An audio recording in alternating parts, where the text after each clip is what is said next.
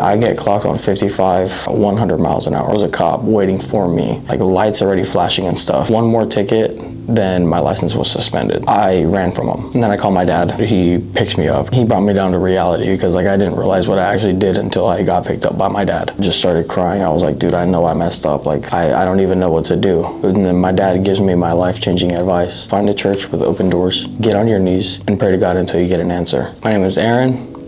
I'm from Glassboro, New Jersey. I'm 22, and this is my testimony.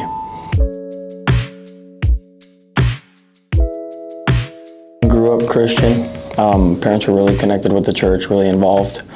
I went to Sunday school, and it kind of just faded away at a really young age. When my dad started coming from California to New Jersey is when we stopped.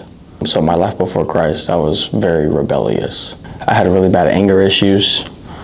I didn't really know how to act normal, especially having ADHD and being unmedicated. It was terrible. So rebellious, very angry, full of hate. I hated everything about where I lived, where I was from, my family. It was awful. Suffered from addiction. Addiction runs in my family, so I was really addicted to tons of different things that no one should be addicted to. And very lonely, actually. I suffered from I don't know, I was just really alone. Me and my siblings never got along. The family would just say stuff to me that would just make me not want to be around them. So it was kind of I isolated myself, and I didn't know who to talk to and where to go. Home life was very miserable. I did not grow up. I was horrified of my dad because I used to get beat. First time I ever got beat, I still remember it like it was yesterday. I was 6, and I said something in Spanish to my grandpa. I don't know what it was. I think it was a bad word or something.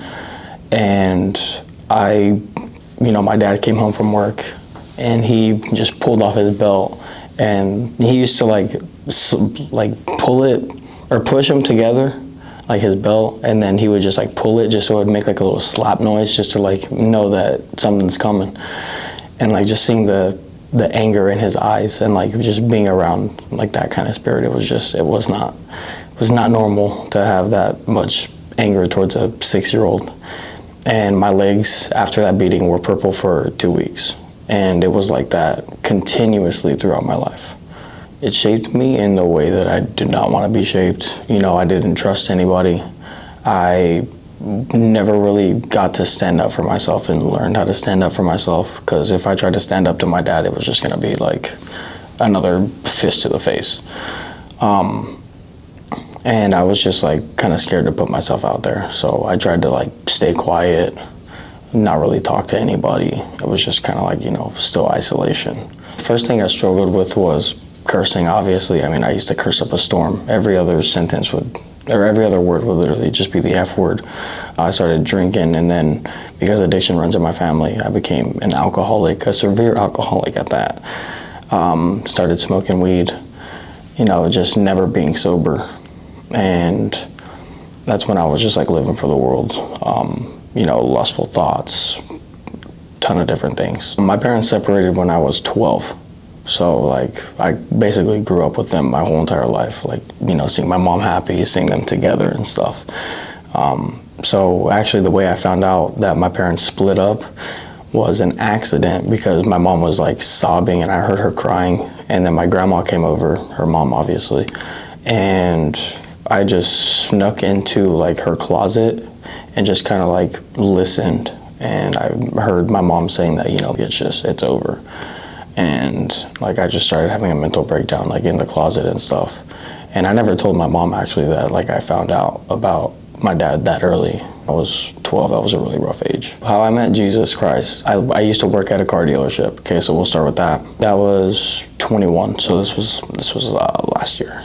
And I was a lot attendant. We had this girl that bought a car from us. We were driving her through the Christmas parade, and I was in a inventory car from the car dealership I worked at. So when that got done, I used to be in a terrible relationship. So we ended up breaking up that night, and I was just, I was so irritated. I was mad. And before Christ, like, I got high just so I could kind of, just lose the pain for a little bit, just trying to go to a way out of the way I was feeling. So I go to bed after I get high, and I wake up thinking like, okay, or I went to bed thinking I'm gonna wake up like, all right, I'm definitely just gonna be calm. Tomorrow's gonna be a different day. Everything's gonna be all right. That was not the case. I woke up 10 times more mad than I went to bed. And it was like, I just knew for a fact it wasn't normal. So once again, I got high just so I could just start my day off with some kind of peace. And I get ready for work. I'm on my way to work now, and I'm still in the inventory car because my car is at my job, which I'm driving to. And I get clocked on 55 on mile marker 41. And there was a state trooper. I don't know if it was a state trooper or if he was a city cop, but there was a cop waiting for me, like lights already flashing and stuff, because they clocked me at 100 miles an hour on 55.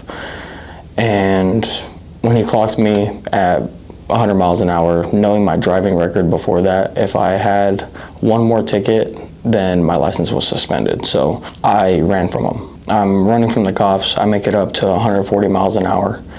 And I get off on exit 43, and then I make like a quick 0.2-second look just to make sure there's no semi or nothing that's gonna kill me. And then I book it right.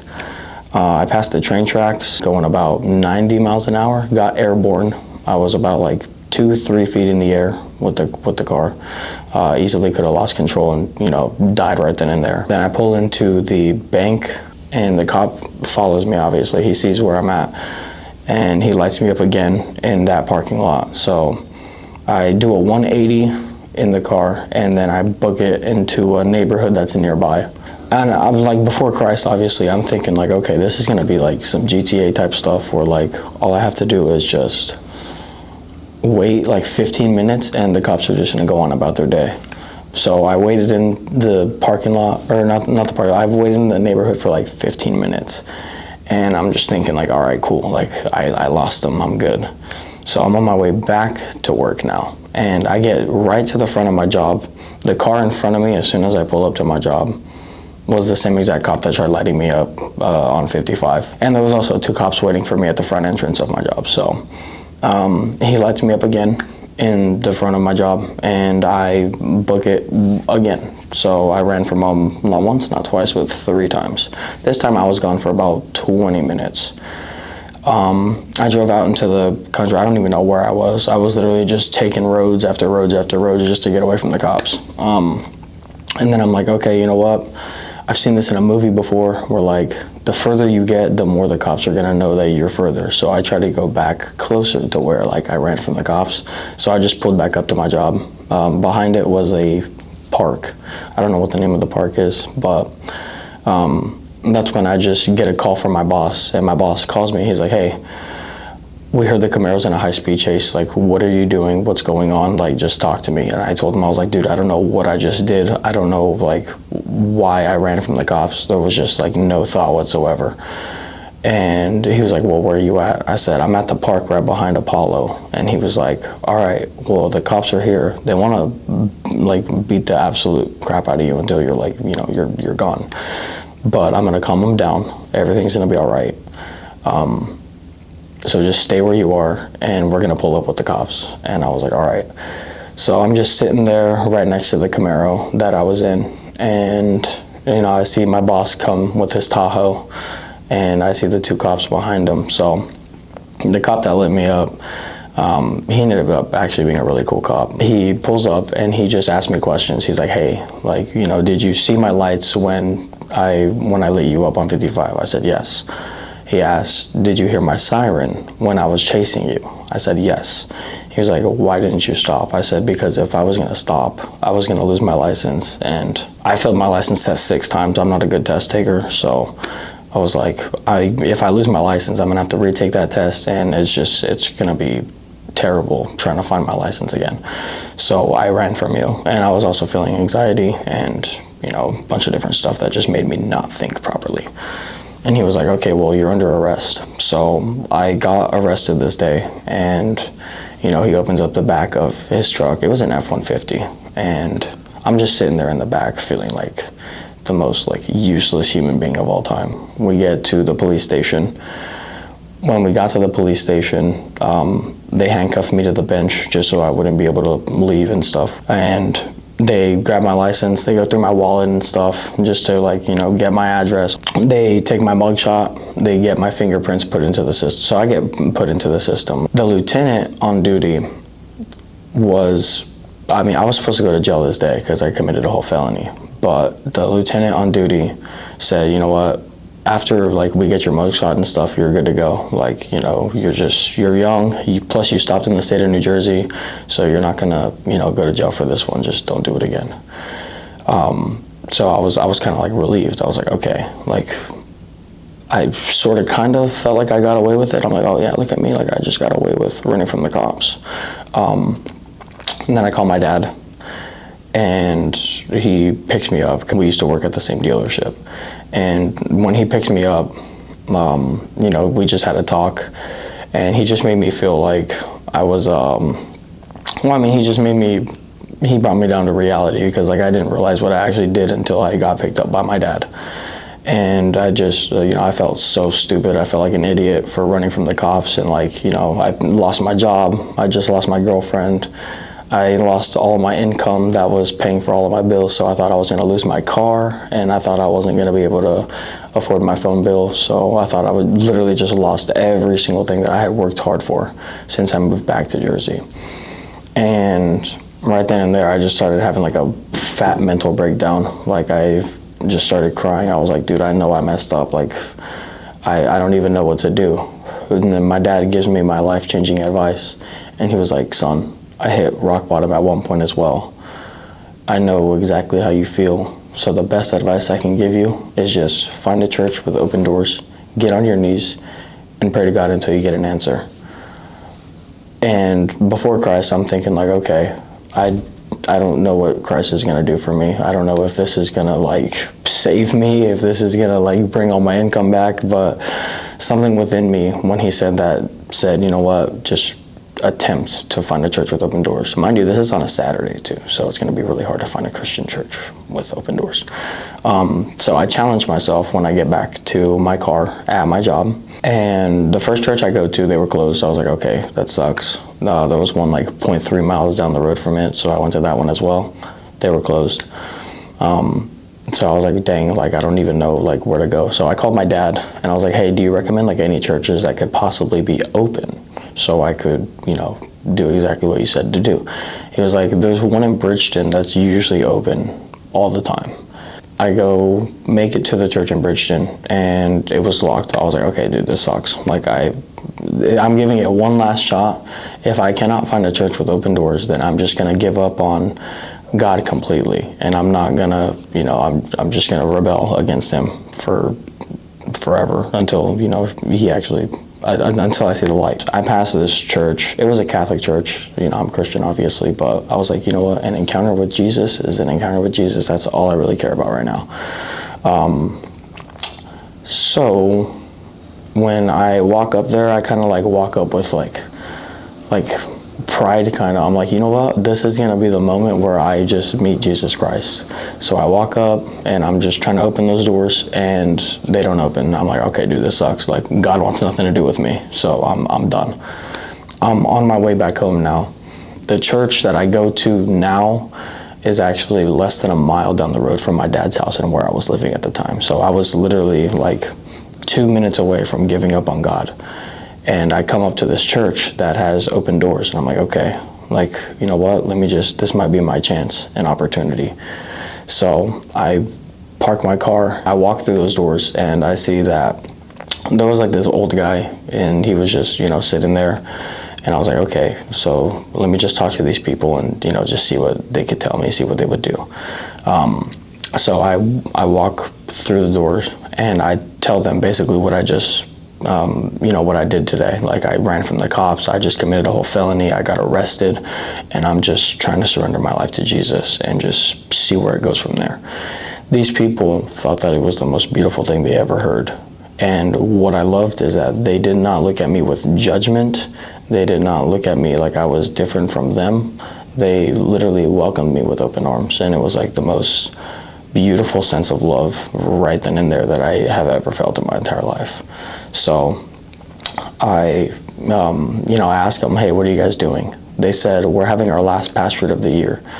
Obviously, I didn't know what a pastorate was, but it was basically just like getting together and diving into the Word. They call it a pastorate because they're older. I don't know if that's like what other people call it, but so I asked them, like, what are we celebrating? Because there was cake. I noticed the cake, and I'm a huge cake fan. And they said, we're celebrating everyone that had a birthday in 2023. I was like, well, I had a birthday in 2023. Like, if you're still alive, everyone has a birthday in 2023. And I was like, could I join you guys? And they said, yeah, absolutely, like, take a seat. And they started going over what they were going over in the Bible, and I wasn't familiar with the Bible, so it was just kind of like in one ear and out the other. And then we shared cake, we had ice cream, and we played a game. I actually I forgot what the game was, but I ended up winning like a prize, and I still have it to this day because, it's just like, this is the day that I met Christ. After we got done playing the games, they were just asking me questions to get to know me a little bit better, like personally, and like who I am a little bit. And after that, they were just like, wow, like, we wish the pastor was here to help you because he could really get you started on your relationship with Christ. And I was like, yeah, like, that would be pretty cool.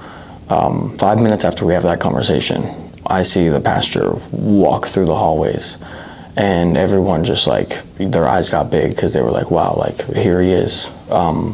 So after the pastorate, I ended up talking to my pastor now, and he basically told me, like, everyone, when they mess up, they want to change their life, and they want to turn their lives to Christ, and they say they do, but they're not really actually about it.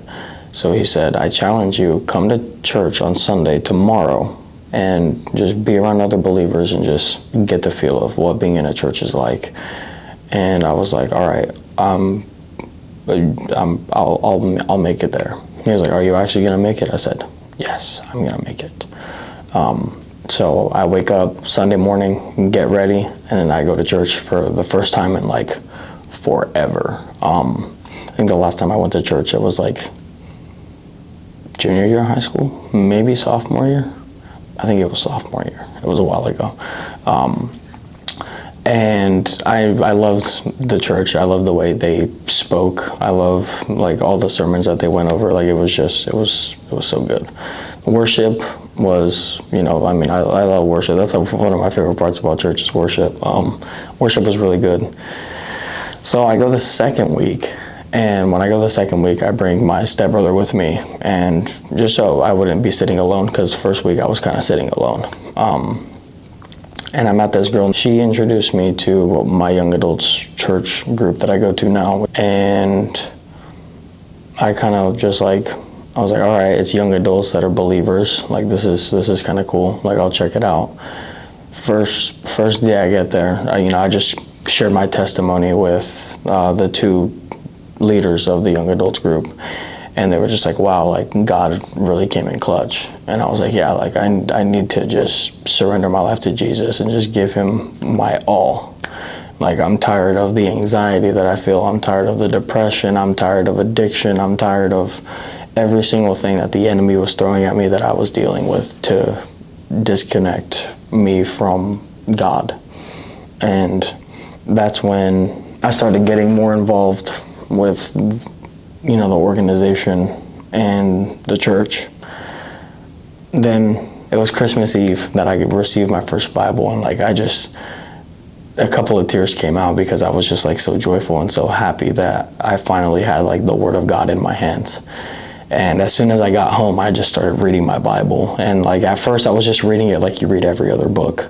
And I didn't know where to start in the Bible because I was new to, giving my life to Christ and actually being about it and trying to change who I am. So I'm just reading, and I started in Genesis. That was not the wisest decision because I didn't really get to know who Jesus was. but I did get to know how God created Earth. And so that's when I also go to church. I think it was the next day. Yeah, we had church on Christmas, I think. All right, either way. I went to church. We had a church service for Christmas, and I go out to lunch, and that's when I get a discipleship partner. My friend Brock, he asked me if I wanted to be a disciple or be in a discipleship with him. That way we meet up every 2 weeks, and he just kind of keeps me on track, and like if I have questions about the Bible, he could answer them, stuff like that. And like I automatically just said yes. Like I was like, yeah, like I need to know more and more about this Jesus guy. So we have our first discipleship class, and I finally got the advice that I needed. He said, you know what, you're new to Christianity, so start in the Gospels just so you could get to know who Jesus was and get to know his character. And I was like, all right. So I read the Gospels. I started in Matthew, obviously. And first thing I noticed was like, you know what, Jesus is cool. Like Jesus is cool. I mean, he's a healer. He's a protector. He's a provider. He's just everything that you could possibly need. He's so loving, so gracious, so generous. And that's when something in me, just like after I got done reading Matthew, said, you know what, surrender everything that you have that is a worldly desire and give it to Jesus. So that's when I'm in my room and sitting in the silence. I turn off the lights and I just get on my knees and I put my hands on my bed, fold my hands, and I close my eyes, and I just pray to God, and I say, God, I suffer from addiction. I suffer from anxiety. I suffered from depression. I didn't anymore. I want to change who I am completely. Would you forgive me for all the sins that I have committed? And would you give me the strength to overcome every single thing that was making my spirit not who I'm supposed to be through Christ? And after I opened up my eyes, I had a vape at the time, and I literally just threw my vape away. And I was just like, you know what, this is the moment where I stop. I stopped my addictions, anxiety. Every single time I felt anxious about something, I just casted my anxiety to Jesus, and I just found the most unexplainable peace I've ever felt in my entire life. It was a little bit past New Year's. That's when I actually surrendered my life to Christ. Because at first it was a little bit like lukewarm. I was just like, oh yeah, look at me, I go to church, I'm plugged into young adults, but I didn't really have a relationship with Christ. And that's when I got freed from addiction. That's when I gave my life to Jesus, and I was like, you know what, this is how I want to live. Like, this peace is just immaculate. It's the most beautiful thing I've ever felt in my entire life. And yeah, I mean, that's basically how I met Christ. My life in Christ now, when I see someone that's hurting or struggling with something, I'll just try to help them out. One thing I bring up always is, do they know Jesus? Do you know Jesus Christ? And if they say no, then I will just I want to pray for them. I will just, tell them to close their eyes, give me their hand, and I will pray that they encounter Christ. Because the same way he saved me from everything that I struggled with is the same way that he could save other people who struggle with things. So my life with Christ now is it's so much more peaceful. I found peace. I know if stressful situations come up, all I can do is just pray and just trust in God that he's already fixing a plan for me, and that plan is going to be more than I can imagine. So I 100% just walk by faith and not by sight. If I'm struggling with money to pay my bills, I pray that, some way, somehow, money's going to be provided and I'll be able to pay my bills. So it's just like a really strong connection with Christ. If I feel something that I don't want to feel, like if it's not joy, happiness, peace, anything that has to do that's going to fill my spirit, then I just pray for it and I just, give it to God. And I never really thought that I was actually going to have a connection like that with you know, the Lord and Savior. But here I am. Now I feel like God is growing me right now in just humbleness. Yeah, because when I first got, I would definitely say humbleness. Sometimes, like, I just get a little too carried away with, you know, me being tall, all that stuff. Like, it's just basically who I am, and I just need to be humbled. I was also getting saved too. Like, I kind of just bragged in everyone's face that, like, oh, look at me, I'm saved, when you're not. So it's definitely humbleness is what he is helping me with, and helping me grow as a believer and follower of Christ. So if someone were to walk up to me and ask me, why should I follow Jesus? I would say, the most unexplainable peace you could ever find is through Christ.